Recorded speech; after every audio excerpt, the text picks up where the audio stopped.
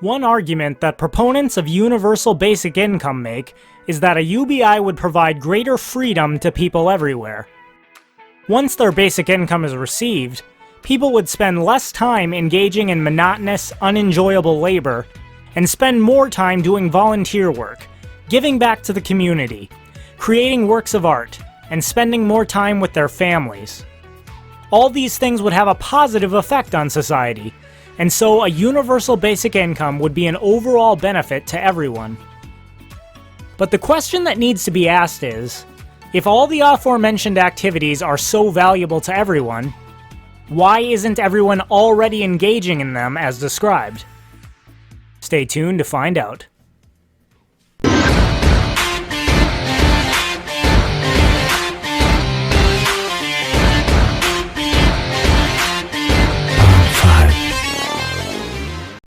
It will become a legitimate part of our social fabric very quickly.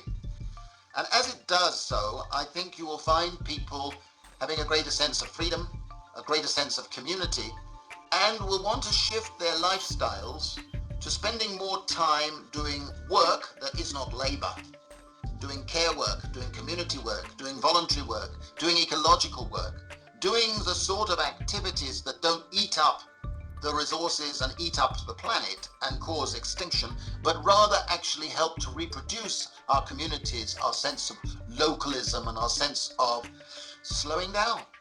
And that, I think, is a very healthy prospect, because then people will feel they're gaining control of their lives. And in that process, I believe new forms of social solidarity, new forms of collective action will spring up. And I think the potential for that is a wonderful liberation, a wonderful return to the values of the Enlightenment, the values of community, the values of creativity and leisure, real leisure in the sense of the ancient Greeks, looking after our culture, looking after the values, and reproducing the ethics of empathy and compassion. Assertions like the ones made here by Wired UK may sound convincing at first glance, but let's examine just one of the examples they gave. If a universal basic income is implemented, more people will spend time creating works of art. Consider an aspiring artist who is currently working as a janitor to make ends meet. He'd like nothing more than to spend his days painting masterpieces, but alas, if he wants to put food on the table and pay his rent, he'll have to make sure he spends enough time mopping floors and taking out trash for his employer. But, aha! Now a universal basic income is implemented, and he starts receiving $1,200 a month, no strings attached. Our artist finds his woes are alleviated.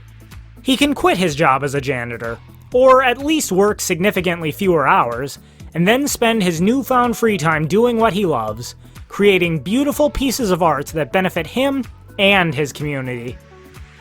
But tell me, if these pieces of art were so valuable to the community, why wasn't he spending his time making them before the UBI was implemented?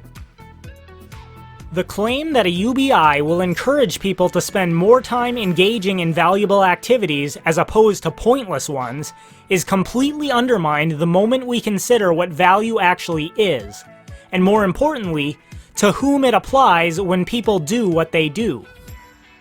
The whole reason that jobs exist and are meaningfully distinguished from free time is because jobs provide value to others. This is why we don't see people getting paid to dig holes and then fill them back in. That might be hard work, but it's not creating value for anyone, so why would anyone pay you to do it? Customers only purchase products if they're convinced that the value of the product exceeds the value of the price paid.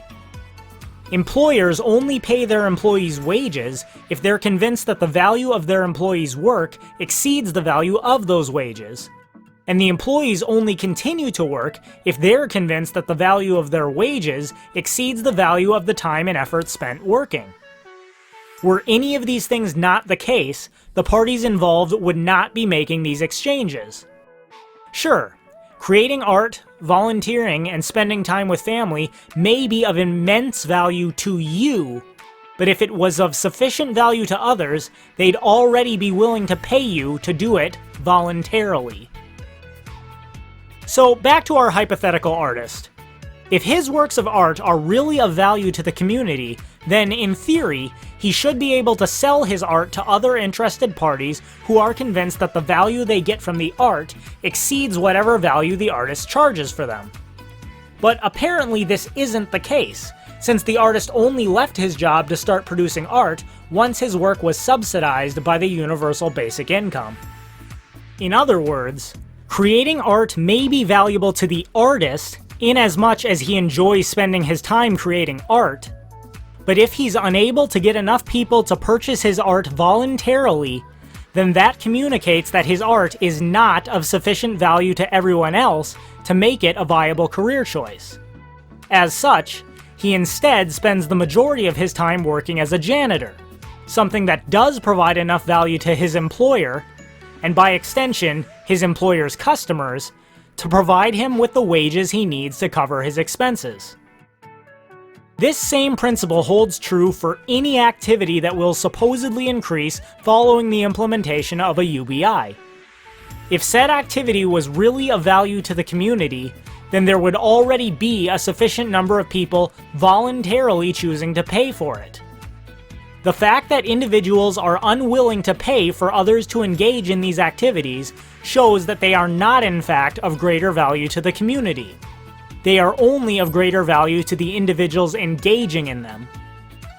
Say what you will about the horrible jobs that some people currently work, but the reality is those jobs would not exist if they did not provide a sufficient amount of value to the employer, the employee, and the customer.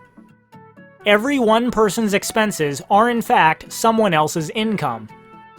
For that reason, in a free market, the wealthiest are those individuals who create the largest amount of value for everyone else.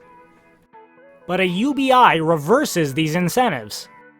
Those that are creating the most value for everyone else will see the rewards of their efforts confiscated and given to people who are then incentivized to spend time creating less value for others, and instead engaging in activities that only have value to them. Remember, if these alternative activities were really of value to others, then others would already be paying for them voluntarily. This in turn disincentivizes the high-value producers from working as hard, and reduces the amount of value being created even further. However unenjoyable certain jobs may be, the simple fact of the matter is that that job would not exist and would not be a paid position were it not creating a sufficient amount of value for the person paying. Unwillingness to pay someone for engaging in a certain activity can only mean that that activity does not create a sufficient amount of value for anyone other than the person engaging in it. Thus, in the end, a universal basic income cannot even in principle make a nation wealthier. It can only destroy wealth by incentivizing others to engage in activities that do not create value for others. And that is my 2 cents. Take it for what it's worth. Thanks everyone for watching. If you liked this video, be sure to like, share, and subscribe, as well as hit the bell to receive notifications so that you never miss an upload. And if you're a fan of my channel, please consider supporting me on Subscribestar, Bitbacker, or Patreon to receive special rewards. All links can be found in the About section of my website, my2centsvideos.com.